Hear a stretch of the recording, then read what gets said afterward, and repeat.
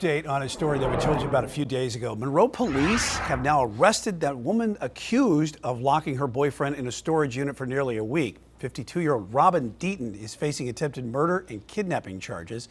Investigators say the couple got into a fight. Then the woman asked her boyfriend to get something out of the back of the storage unit. Investigators today said before she shut the door, she said, quote, "This is what you get." Chief Legal Analyst Khalif RHODES joins me now to talk a little bit about this. But first off, Khalif, here, the key part of this is the man that was locked in that unit now kind of changing his story from what he said on that 911 call. Here, take a listen first. I've been locked in the storage unit for about a week now, and I just now found my phone. Okay, so you're locked in a storage unit?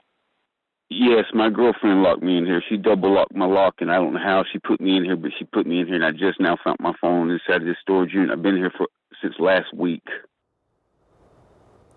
So despite that recording, the man told our Queen City News crew that she never locked him in there on purpose, and the state could still bring charges.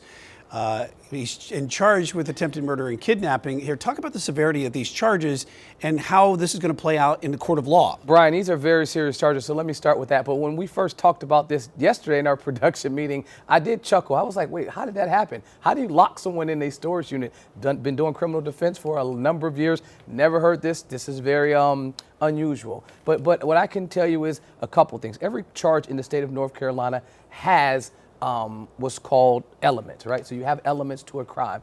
Every crime specific, every crime is different. This crime specifically with kidnapping, that's the easy portion of this. Did you lock the person in there? It's even however slight, even if I momentarily push you into a room and detain you for a second, that meets the standard for kidnapping, and it varies depending on what level of kidnapping you're talking about. For this first degree murder, or I should say attempted first degree murder, it's pretty simple. You intentionally took a step towards it. So you didn't have to kill the person, but you stepped towards the action of killing someone. You didn't act in self-defense. I wasn't defending myself. I just was, making sure that I committed this crime, but I wasn't successful. But the major point is that premeditation. And I think in this charge, that will be problematic with going forward, how you can show that this person intended on killing him, locking him in this storage unit. And so there will be a number of factors that will be presented. Obviously, nothing funny about the charges, but the story and how we got there, clearly comedic.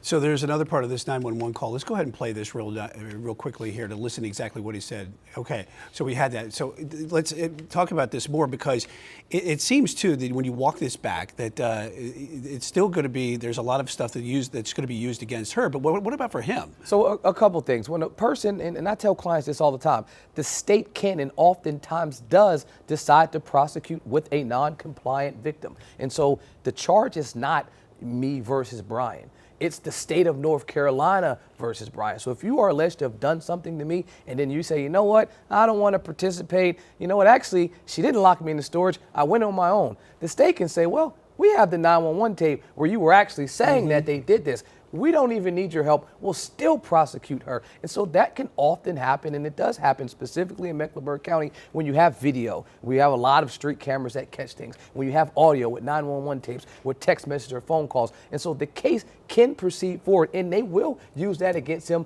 and say, look, here's your words. You actually said this happened. So I continue to watch it to see if they continue to go forward. Not easy to get a person prosecuted like that, but happens a lot. It'd be interesting to see where this case does go forward and how we keep following it too, and also the changes that could happen out of this. All right, Chief Legal Analyst Khalif RHODES, thanks.